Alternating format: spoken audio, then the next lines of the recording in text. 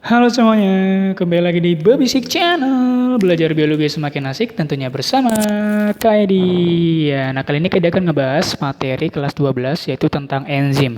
Nah, jadi kalau belajar tentang enzim itu kalian tidak perlu banyak baca-baca yang panjang itu ya. Kalau kamu udah ngelihat video Kak Edi, kakak jamin deh kalau nanti ada soal ujian tentang enzim, pasti kalian langsung bisa jawab karena kalian sudah kakak kasih cara menghafal tentang enzim.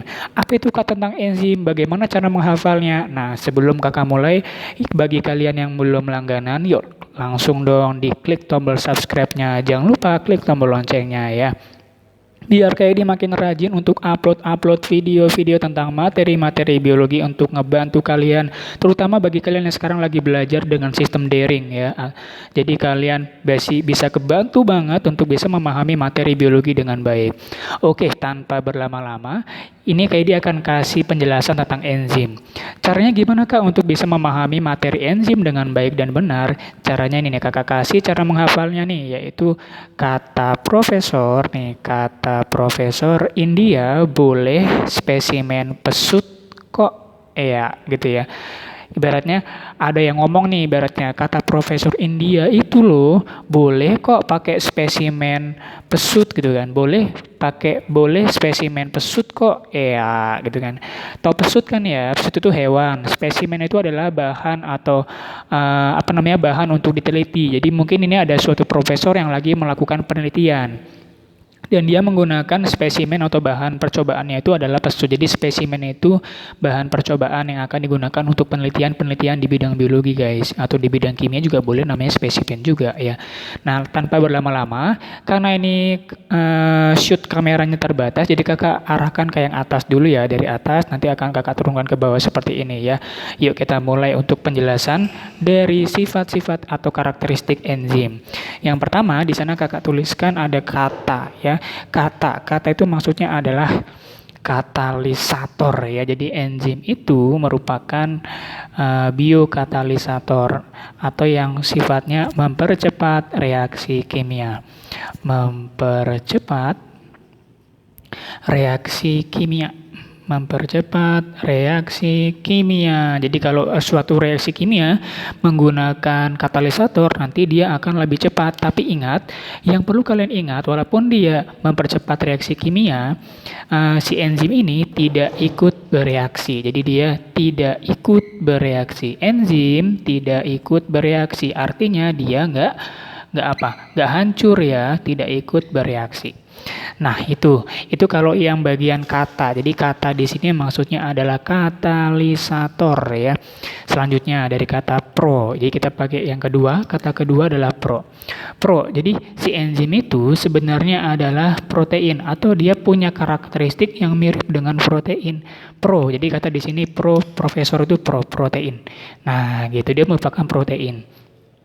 Kemudian kita masuk yang ketiga. Yang ketiga itu ada India, kakak besarin yang innya doang. Jadi kerjanya si enzim ini dapat dihambat oleh inhibitor. Jadi inhibitor, nanti ada pembahasan inhibitor ya. Inhibitor adalah penghambat kerja enzim. Penghambat kerja enzim. Jadi nanti enzim kerjanya itu dapat dihambat oleh suatu senyawa kimia bernama inhibitor atau kakak singkat di sini in ya. In. Kemudian yang keempat ada kata boleh. Boleh itu bo-nya doang kakak pakai di sini. Bo itu maksudnya adalah bekerja bolak-balik. Jadi dia aktivitasnya itu kerjanya bolak-balik atau kalau di buku dituliskan dengan kata reversible ya, reversible. Aktivitasnya itu boleh bolak-balik gitu ya. Jadi kerjanya itu bolak-balik dari jadi reaktan, produk reaktan. Jadi dia kerjanya bisa bolak-balik. Kemudian kita masuk yang ke berapa itu? Kelima ya. Kelima di sini ada namanya spesimen.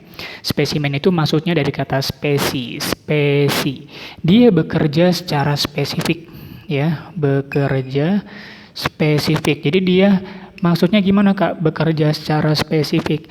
Maksudnya gini, satu enzim itu untuk satu jenis substrat. Satu jenis enzim ya, ini pasangannya untuk satu jenis substrat saja, jadi dia nggak mau ke yang lain.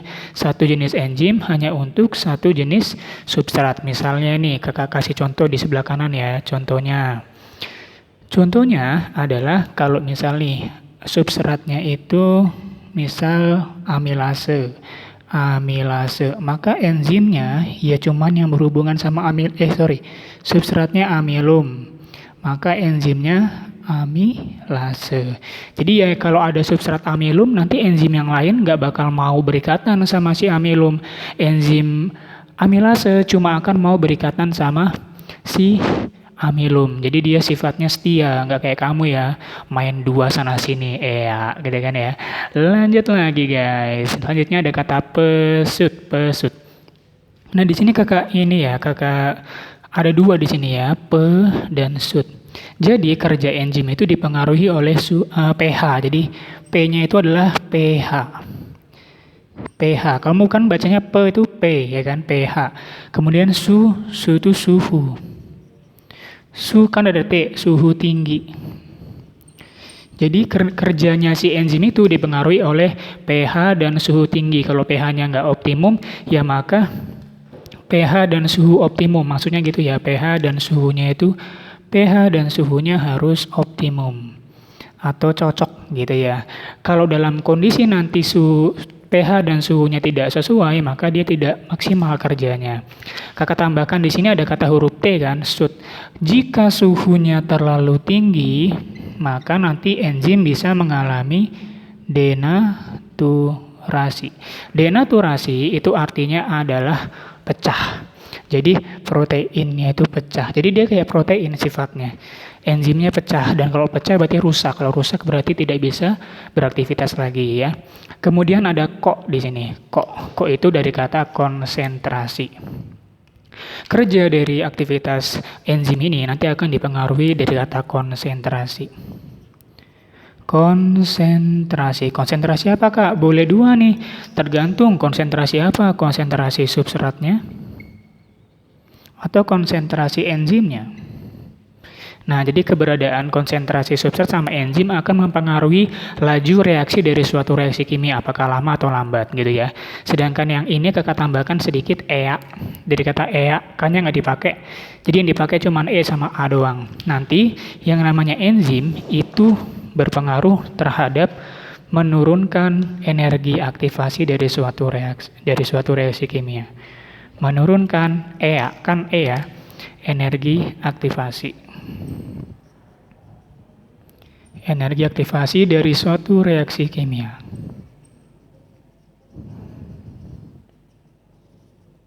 Nah, itu dia. Jadi kalau kita bilang di sini, nanti kalau kakak panjangkan ini, kakak balikan lagi untuk lebih jelasnya lagi seperti ini.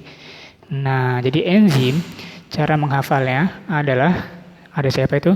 Kata Profesor India boleh spesimen pesut kok, ya gitu ya. Kata Profesor India boleh kok pakai spesimen pesut gitu ibaratnya ya. Nah jadi nanti cara ngafalnya kata katalisator itu mempercepat reaksi kimia, namun dia tidak ikut bereaksi. Jadi dia nggak pecah, nggak hancur. Dia mirip protein. Inhibitor, jadi kerja enzim nanti dipengaruhi oleh keberadaan inhibitor atau penghambat. Boleh atau bolak-balik, kerja enzim itu sifatnya bolak-balik. Spesimen, spesifik, artinya enzim bekerja itu secara spesifik, artinya satu jenis enzim untuk satu jenis substrat. Pesut, P-nya itu pH, su-nya itu suhu, T-nya itu tinggi. Artinya kerja enzim dipengaruhi oleh kadar pH dan kadar suhu di sekitarnya. pH dan suhu yang optimum akan mendukung aktivitas enzim dengan baik. Namun jika pH dan suhunya tidak sesuai, maka kerja enzim tidak maksimal juga. Jika suhunya terlalu tinggi, makanya kakak tuliskan di sana sut ya. Sut itu artinya suhu tinggi. Jika suhu tinggi, maka enzim bisa mengalami denaturasi atau pecah. Kok itu artinya konsentrasi. Nanti kerja enzim dipengaruhi oleh konsentrasi substrat dan enzim yang berdekatan saat terjadi reaksi kimia. Dan EA di bawah adalah menurunkan energi aktivasi. Jadi suatu reaksi kimia jika menggunakan enzim maka nanti akan menghemat energi aktivasinya, kayak gitu ya. Nah, cukup gampang kan guys? Jika kamu sudah belajar tentang enzim dan menonton video di Basic Channel ini pasti kalian akan sangat terbantu untuk menjawab soal-soal enzim.